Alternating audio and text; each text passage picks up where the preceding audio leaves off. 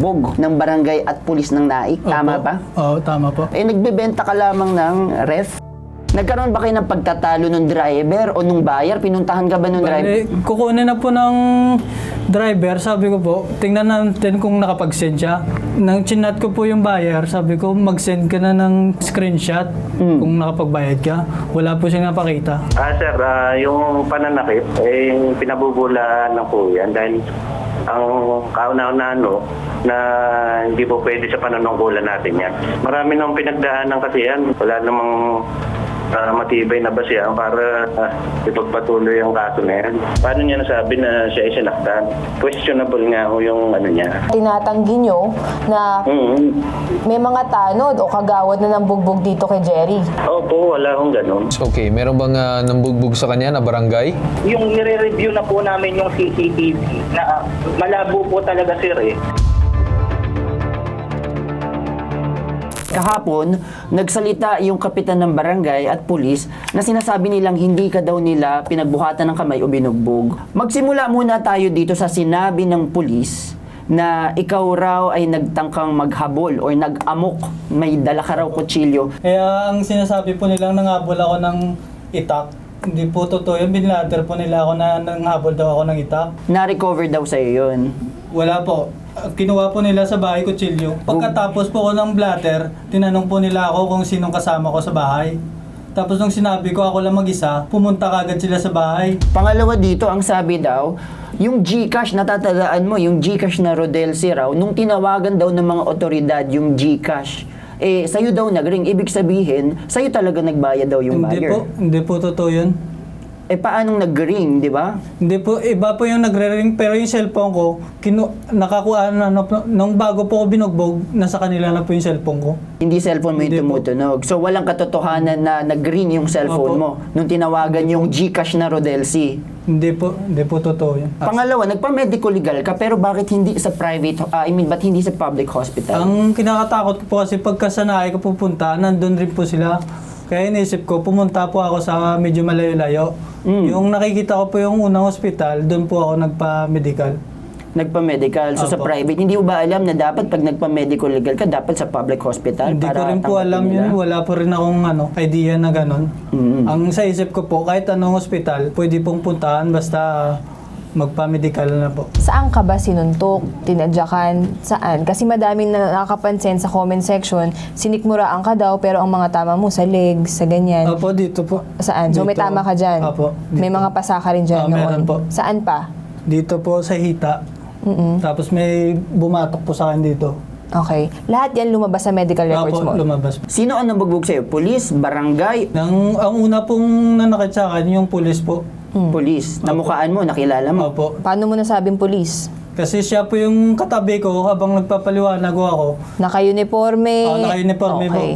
Kilala mo mukha? Opo. Siyempre, uniforme may pangalan yan. Opo. So, alam mo yung pangalan Opo. ng bumbog sa'yo? Kilala po. Ilang pulis ang nambugbog sa'yo? Bali, dalawa po sila. Bukod sa dalawang pulis, sino pa? Bali, mga na po, taga-barangay na po lahat. Okay, so on the line si Police Captain Paul Alcares, Deputy Chief of Police ng Naik, Cavite. So matanong ko, nagkaroon ba ng actual na pag-responde ng mga pulis sa lugar? Yes sir, yes sir. Rumisponde sir sa kadahilanan nga sir ang tawag ng ating barangay sir, mayroong nag-aamok at nanghabol ng kutsilyo. So, nung responde po kayo, inabutan nyo po bang nag-aamok? Hindi na sir, hindi. Okay. Next question, Deputy, is inabutan nyo po bang may hawak na kutsilyo si Jerry?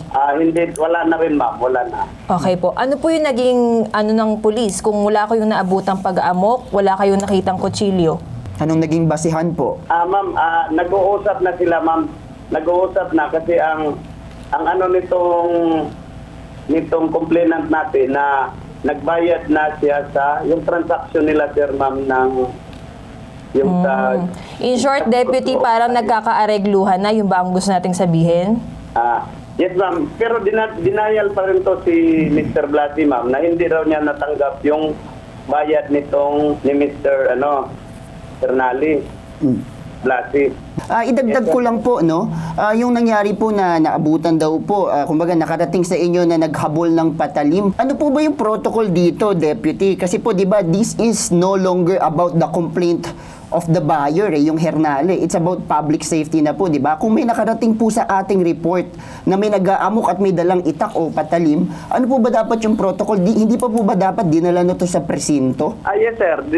Dalahin dapat, sir. Pero, Opo. sir, yung sitwasyon na yun, sir, wala na kaming naabutang nag-amok doon, sir, or base sa report, nag-uusap na sila doon, sir. Opo. Galing doon sa conversation nila ng nagbayad or dinideny ni Mr. Blasey na wala daw. Ganon na, sir, ang So ano po yung naging papel ng pulis po dito kung nakatanggap po tayo ng report na may nag-aamok pero wala Walang naman po naabutan. palang naabutan or what? Base sa report, sir, yung may nag-amok. Ngayon, sir, pagdating pala ng pulis natin, sir, yun ang naabutan nila, sir, na nag-uusap lang dahil dong hindi nagkasundo sa bayaran ng nasabing transaction. So, okay, sabihin na natin na ano nangyari pagkatapos ng kanilang pag-uusap. Yun, sir, turn over nila sa barangay, sir, kasi nakiusap nga to, sir, si Mr. Blasey na ibigay na lang ang ref kasi parang nang matapos na kasi napupo na siya, sir, na yung palang number na naka-receive sa transaction, nag-ring, sir, in his position, sir.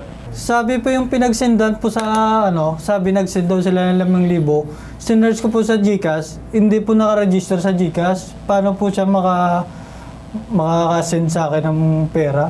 So, sinasabi mo, hindi mo natanggap yung 5,000 Hindi po. pesos. Pero bakit ang sinasabi nila, Deputy, nung niring daw yung number na pinagsenda ng pera, cellphone mo ang nag-ring? Hindi po totoo yun. Anong side mo ng storya? Anong nangyari? Yung tinawagan po nila ring ng ring, pero yung cellphone ko hawak nila. Kaya nila pinasok yung bahay kasi hinahanap nila yung kung may tumunog dun sa loob ng bahay. Kaya inikot nila, umakyat pa sila sa taas ng bahay. Ring lang ng ring, pinapakinggan nila kung may tumunog, pero yung cellphone ko hindi tumutunog. Ilan ba cellphone mo? Nang isa lang po. Pero di ba Kinuha yung nila. pagpasok sa isang bahay, Bakit? Oo, ba't napunta hindi sa hindi bahay? pa pwede yun sa alam ko eh. Trespass lang yan. Pagdating kasi sa ganyan na bagay, dapat meron search warrant yung mismong pulis Yun bago nga po. makapasok sa isang lugar. May nagising po doon na kapitbahay. Sabi ng kapitbahay, ba't pinasok niyo yan? May search warrant pa kayo? Police Captain, totoo ba na pinasok niyo yung bahay?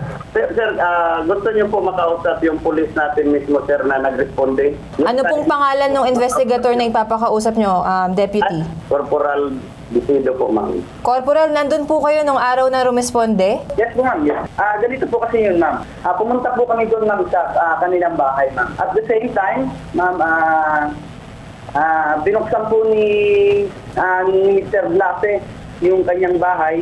Then, kasi siya po yung may hawak ng susi, ma'am, nakapadlock, ma'am, yun. Then, pagbukas niya po, tinanong po namin siya kung pwedeng makita yung refrigerator na pinag-uusapan nila between ni buyer and seller. So, pumayag po siya. So, pagpasok po namin sa bahay, ma'am, kasama po ng barangay at ng guardia, ma'am, saka po ni Mr. Blasey, with his permission, ma'am, nakita namin, ma'am, yung refrigerator, ma'am, na pinag-uusapan po nila. So, walang paghahalughog na naganap, Corporal? Wala po, ma'am. Wala po, ma'am. Wala po, Jerry, ma'am. yun daw ang nangyari. Kinalat po nila, pati mga kabinet ko po, binuksan po nila. Ang sinasabi nila, may permission mo ang pagpasok sa Wala bahay. po, nakaposas po ako pagdating sa bahay. Nakaposas Oo, ka? nakaposas po Corporal, nakaposas po ba si Jerry noong mga panahon na yon? Hindi, ma'am. Hindi po, ma'am. Tinanggal na po namin yan, ma'am, noon. Kasi po, nagkasundo na po sila sa barangay, ma'am, Exactly. Dapat hindi na siya nakaposas. Nakaposas pa ako hanggang pagdating ng bahay, tsaka lang ako tinanggalan ng posas nung binuksan ko na yung padlock. Sino pumasok sa bahay? Sino unang pumasok sa bahay? Yun po yung kausap ko po ngayon. Police. Si Bisedo. Opo. Okay. Anong ginawa Siya sa po yung bahay? dumampot ng kutsilyo ko po. Kumuha siya ng kutsilyo, tsaka isang laruan na baril-barilan. Yun daw ebidensya nila. Baril-barilan na laruan. Opo. Yung arts po, mga ginagaya ko po mga sinaunang gamit. Sir Carl, mukhang dalawang version talaga yung lumalabas. Sige, papakita namin yung CCTV video actually na tinignan namin na mukhang may posibleng panununtog dito. Yan mukhang may tinatadyakan ng isang police dyan. Yan, kinonfirm namin kasi meron siyang belt and then biglang may isa pang parang sinisipa. And then, yun nangyari kasi bago dyan sa kitang-kita video. sa video po. Meron Yan. po kami new CCTV footage dito na naka-zoom in po at time code namin. Corporal, pwede bang pakipaliwanag to? Kasi kita po dito sa new CCTV footage na may tinadyakan, saka may sinuntok po. Parang tila nakaluhod na tao. And I think it's si Jerry po ata yung nakaluhod na to. Yes, and para for context, no, sa lahat ng mga nanonood, bago nangyari itong sinasabing paninipa, kitang-kita sa video, mukhang hindi ata na ilagay, ay dinala si Jerry dyan sa mismong lugar na yan at pinaluhod dun sa medyo tagol lugar. Pero nakikita pa rin natin yung mga aninag na mga tao dito, sila ay pulis. At I think yung isa dyan ay kapitan. Tama ba, Jerry? Hepe ng tanod. Oo. For context also, ito yung same CCTV na pinakita ni Jerry sa PNP IAS. Ito po yung parehas na kopya ng CCTV na sinasabi rin ng mga kapulisan na medyo malabo. Totoo naman po, medyo malabo po talaga. Pero with proper zooming in, no, Sir Carl, tsaka talagang when you give attention to it, talagang may nangyayari po eh.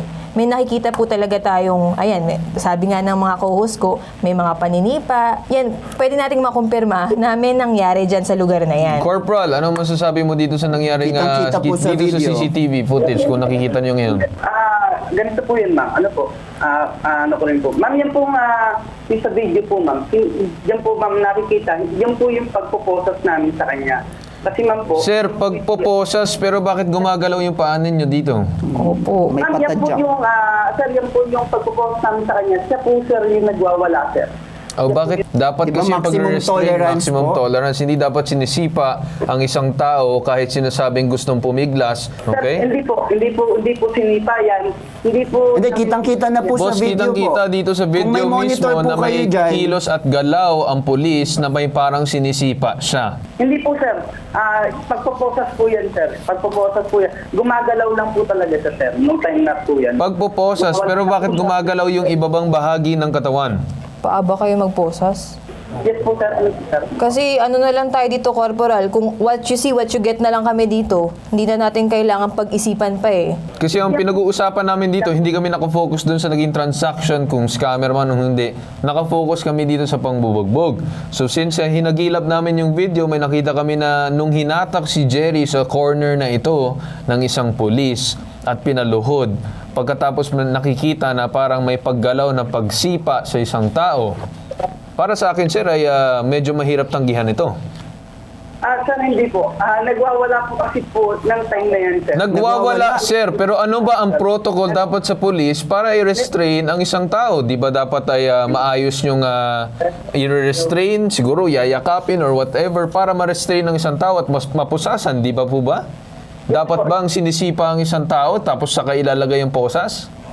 Tsaka prior to this, Sir Carl, naging paulit-ulit tayo kung may commotion ba pagdating. 'Di ba? Kung may nag-aamok ba pagdating. Kanina po kayo po mismo na nagpalinaw na walang commotion, na walang pag-aamok. Ano masasabi niyo sa ganyan na video, Corporal? Sir, yung po pag-nood niya po, sir, hindi po yun, sir. Siya po yung kusang lumuhod, sir. Jerry. Jerry, ano masasabi mo? Anong sagot mo dito kay Corporal? May sumuntok sa akin dito kaya napaload ako. Kasi ang malinaw dito, Corporal, may nanakit na talaga eh. Kasi hindi magsisinungaling po yung video eh. Kahit pa man na i-deny po natin yan, pero kitang-kita po sa video, meron po talagang nanadyak, may sumuntok, contradicting po dun sa mga unang naging statement po natin. Isa po talaga yung nagpupumiglas po kasi yan. Dadalhin na po namin talaga sa... Pupumiglas, sir, kitang-kita sa video na parang hinatak lang siya eh. Hinahatak, sumusunod lang siya, tapos biglang pupiglas, tapos mamaya luluhod. Dahil ba pumipiglas, dapat bigwasan? Hindi po, sir. Bali, na-discover na po kasi namin, sir. Nag-ring kasi yung cellphone niya. Parang no-serious na po kasi siya. Kaya, sir, nagwala po diyan, sir. Walang pagwawala Walang po. pagwawala Wala, nangyari, hindi po siya nakatayo nagre-resist lang eh. dito. Sumusunod lang doon sa pag-assist ng pulis eh. Nagmamakawa, sir. Nag-i-inactive po kasi siya nung time na O Jerry, maarte ka daw. Hindi po. Hindi po totoo yan. Kalmado lang pa ako. Kung anong sasabihin nila, ginagawa ko lang po. Ang una pong pananakit sa akin itong si Bisido, yung hinablot niya po yung cellphone ko. Pag-upload niya yung cellphone ko, may password. Pinabuksan niya sa akin dahil nabugbog na ako, nanginginig ako. Hindi ko mapindot yung tamang password. Nagalit sa akin, bigla akong dinibdiban. Pero yun sa moment na yun, ba't ka napaluhod? Nag-iinarte ka lang daw ba? Yun, may sumuntok po dun sa tagiliran ko. Sino-sino yung mga sumuntok sa'yo kung natatandaan mo? Nagpupumiglas Ayan ka po ba yung nung isang time na yan? pulis, yan po yung sumuntok sa akin ng yung kita po dyan. Ayan, no, napaluhod siya. Hindi siya lumuhod. Hindi, siya lumuhod yung eh. pagkaluhod kasi niya dito sa video na nakikita natin ngayon, no? Hindi siya yung mukhang parang voluntarily siya lumuhod. Makikita naman natin yung kaibahan ng pagkilos at galaw ng isang tao na voluntarily luluhod at luluhod dahil sinapak or sinuntok siya. Okay? So, nandiyan pa ba si Corporal? Yes po, ma'am. Yes, sir. Yes, sir. So, ano masasabi niyo dito sa mga napag-usapan natin ngayong araw? Hindi po, sir, totoo talaga. Hindi po namin... So ano masasabi niyo sir dito sa nangyari na kita sa video na may mga hindi magandang pagkilos at galaw ang pulis pero medyo todo tanggi pa rin tayo? Yes, sir. Ang akin nga po, sir, siya po ay nung time na yan is nag-i-NRC po. Dahil dun po sa issue na nakikiusap po sa sir nung time na yan, nag-i-NRC. So, parang yung galaw niya, sir, is parang yung nag-ano siya, sir, nag-i-NRC in short po talaga nung time na yan. Sino yung narinig ko na nagbubulong-bulungan dyan sa likod? Nandito, sir, yung aming deputy po, sir. Sa ano po namin, sir. Bakit kailangan Bakit si ng coaching? deputy? Akala ko binigay sa'yo. Eh bakit may nagsasalita ng deputy dyan sa likod? Hindi, sir, nasa ano po, sir. Kasama po namin po, sir. Ang aming deputy po. Nasa area po ba si deputy nung mangyari to? Wala po, sir. Wala po. Wala po. Bakit po nagko-coach si deputy po dyan? Pinapanood lang namin ni sir po yung video na pinapakita ni sir sa atin. Kasi alam niyo po, sa nakikita po namin, no, kahit naman po sabihin natin na ginarte or nagpupumiglas, nagwawala, wala pong karapatan ng sino man, no, na saktan or pagbuhatan ng kamay. Hayaan po natin yung batas yung umiral sa pamamagitan ng korte para patunayan kung isang tao ay nagkasala po, ano? Okay, ganito no, Corporal. Ang gusto ko lang sabihin is unang-una, isang tao lang to si Jerry. Bakit napalibot ang maraming tanod, unang-una? At bakit napalibot ang dalawang pulis pa? At parang hinahawak-hawakan pa siya umabot sa punto na may posibleng pananadyak din na base dun sa video. Sir, ang pinagbabasihan namin dito, ang video, hindi na namin pinag-uusapan ng isang bagay kung walang video na naipapakita. Ang sa amin is, pinanood namin at nireview namin yung video at meron talagang suspicious na pagkilos at galaw. Ang proseso kasi na paghuli ng isang tao, especially kapag may investigasyon na ganyan, siya ay sasabihin ng kanyang mga rights. Sinabihan niyo ba siya ng kanyang Miranda rights? Sinabihan po namin siya, yun nga lang po, hindi po talaga siya nakikipag-coordinate, sir. Kasi yung time po na yan, sir, nakainom po yan si Mr. Black, sir. Okay, so Jerry, sinabihan ka ba ng inyong Miranda rights na Hindi ikaw po. ay pinopusasan or inaaresto dahil sa ganitong kadahilan? Ang sinabi lang po sa akin bago ako suntukin, sinabi po sa akin, sinungaling ka, sabay suntok. Yung pinakaunang suntok po sa akin. Okay. So, ganito na lang, no, Corporal. I think wala naman na magiging dulot at dulo ang pag-uusap natin ngayong araw. I think it's best na siguro mag-abang na lang kayo sa posible magiging investigasyon. I-recommend namin ito sa Provincial Director ng inyong lugar and then pagka pwedeng namin mai-refer siguro sa IAS, itong nakuha namin ebidensya will be cooperating with them. Maraming salamat po, Corporal. Kapitan, so anong nangyari dito sa sitwasyon? Bakit marami nakapaligid dito kay Jerry? Bakit nasa labas si Jerry nung time nag-aantay ng pulis? Bakit wala sa loob ng barangay hall at nakikipag-usap dun sa mismong complainant? Bali, ito kasi yung aktong nandun sa sa pangyayaring yun.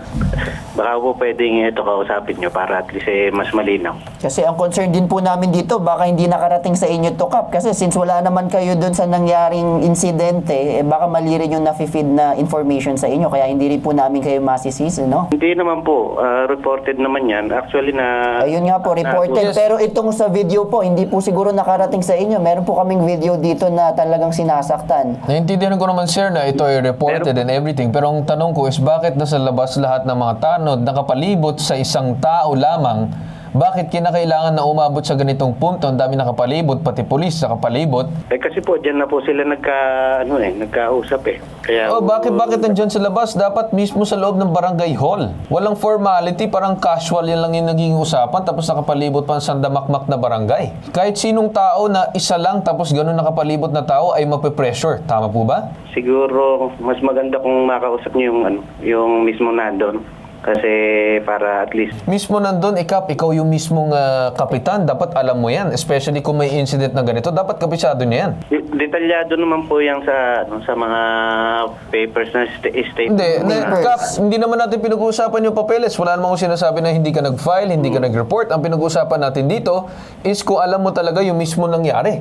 Kami ay nagbabase mismo sa video na nakita namin and yung pinag-uusapan, yun yung ebidensya namin dito na hawak ngayon. Kung hindi nyo masagot, then I best is just we'll leave it up for investigation. Opo, pero siyempre, nalaman ko na yan pagkatapos. Hindi, nalaman mo nga pagkatapos na nangyari, yung pag-uusap natin ngayon, di ba, nangyari na. So yung pag-uusap natin ngayon, dapat alam mo na. Kap, Ano po? naku, Diyos ko po. Okay, sige na Kap, maraming salamat po at magandang araw sa inyo. Ang masasabi ko na lang, we'll just leave it up, maybe file a complaint against DILG Opo. para magkaroon Wala ng namang problema. official investigation. Maraming salamat, Sige Kap. po, wala pong problema, wala. Okay, so nakita nyo sa lahat ng mga nanonood ngayong araw, no? Naintindihan ko naman sa lahat ng mga viewers natin siguro naiinis or kung ano man. Yan, nakita natin yung picture ni Kapitan. Pinag-uusapan namin kanina, ang dami kong tanong, hindi niya masagot. Nauutal-utal na. Pati pa naman si Police, si Corporal Vicedo, utal-utal na din. Na parang nabulaga sila, Sir Kyle, sa pinakita nating video ngayon eh. Yes. Ang sa akin dito, sa nakikita ko, posible nagkaroon ng kutsabahan ang pulis, ang barangay, at yung mismong complainant dito sa nangyaring ito. Pagka tinatanong mo naman si Kap, may nagbubulong sa kanya para akala mo, classmate niya na nagtuturo, ito yung sagot, ito yung sagot. Hindi dapat ganun bilang isang kapitan, dapat kayo ang ama ng barangay at kabisado nyo yung mismong mga proseso at yung mga susunod na hakbang pagdating sa mga ganitong klaseng reklamo. Bakit sandamakmak ang tanod na nakapalibot sa isang tao lamang? Sabihin na natin na okay, sige, posible may hawak na patalim. Let's give them the benefit of the doubt. Pero bakit nakapalibot ang sandamakmak na tao, meron ka pang rumisponde na pulis? That's not right, hindi tama yan. It is no longer about the complaint of the buyer, it's already about public safety and security. So, ang nangyayari kasi, pagdating ng pulis, wala na pag-aamok or pagwawalan na pangyayari. So, okay, anong naging purpose ng pulis? Bakit pa may panghaharas na nangyari? Ang nakikita ko yesterday, Sir Carl, si police at saka si barangay, they were so confident na sabihin na walang pananakit na nangyari. Pero ngayon, kayo na po ang humusga kung may pananakit o wala. Tinatanggi pa rin nila, totoo naman, tinatanggi pa rin nila na hindi sila nanakit. Pero ito pong video na to, naniniwala po kami na merong pananakit na naganap. Kung sino man, bahala na ang pulis at saka barangay mag-jack and poy kung sino sa kanila o pareha silang dalawa na involved dito sa pananakit kay Jerry. Ngayon, paulit-ulit kami sa pagtatanong, pero sinaktan ka ba? Opo, sinaktan. Binugbog ka ba? Binugbog po. Sinong nambugbog sa'yo? Mga pulis po tsaka mga barangay, taga-barangay. Si Jerry po, consistent po siya sa sagot niya. At naniniwala kami, kahapon nabanggit din ng barangay at ng pulis, dumaan siya ng DILG, pumunta siya ng PNP, kung saang-saang part list na po siya pumunta. At nandito na nga po siya sa bitag. Pero sa isang taong nasaktan at saka nabugbog, I think may katotohanan sa sinasabi niya. Kung hindi man lahat yun totoo, may katotohanan sa nangyari kay Jerry. Kung sinasabi nilang scammer ako, nandun po yung refrigerator, nakahanda na, ikakarga na lang kung may magbabayad. Pwede bang scammer ka, ibibigay mo yung complete address mo tapos magpapakita ka sa taong i-scam mo? No, tama May punto ko nga may naman punto ka. dyan. Napakatama ang sinabi mo. Bakit mo ibibigay ang tamang number, tamang address? Uulitin ko lang, bakit kinakailangan ng napakasandamakmak na raming tao dun sa lugar? Bakit kailangan na ganun paabuti sa punto na may paninipa, panununtok at paghaharas dito kay Jerry? Well, ifo-forward namin itong mga cases and mga evidences namin dito sa police director, and if not, pwede pa mai-refer itong possible for submission of evidence dito sa IAS. So, dyan nagtatapos ang sumbong namin ngayong araw at Jerry, maraming salamat muli Maraming sa salamat paglapit dito sa Bitag. Again, pinagtatanggol namin yung mga inabuso, niloko dahil ito ang Bitag. Kaya ito, nag-iisang pambansang sumbungan, tulong at serbisyong may tatak. Tatak Bitag, ilalaban ka, di kayo iiwan. Ito ang hashtag, ibabitag mo.